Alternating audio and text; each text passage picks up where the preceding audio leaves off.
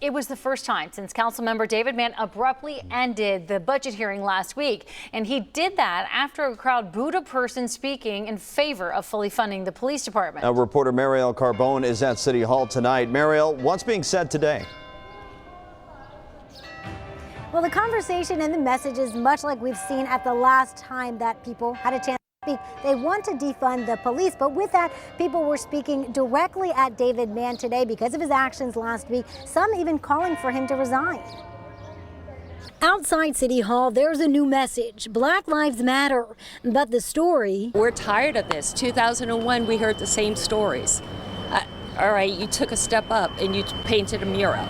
But it's the same scenario. Nothing has changed. Rosemary Parker says the city still isn't listening and that David Mann abruptly ending last week's public budget hearing proves her point. They're literally giving us a middle finger in our faces. It's a message heard over and over again today. I'm here to speak to you and you directly. When you pounded your gavel, you exposed to us your deafness. What you, David Mann, did on Thursday was incredibly disrespectful to the community. Those speakers and more continue to push for defunding the Cincinnati Police Department and say that the force's $155 million budget is too much. Police don't need all this. You seen what they have? They got military tanks, for Pete's sake. We're not terrorists. We're not the enemy. We're regular citizens. For Parker, this is a chance for City Council to act. I'm sick of tokenism. She says that redirecting money away from CPD is a way to live up to those freshly painted words along Plum Street. Put the money where your mouth is. Show you care for your citizens. Makes real changes.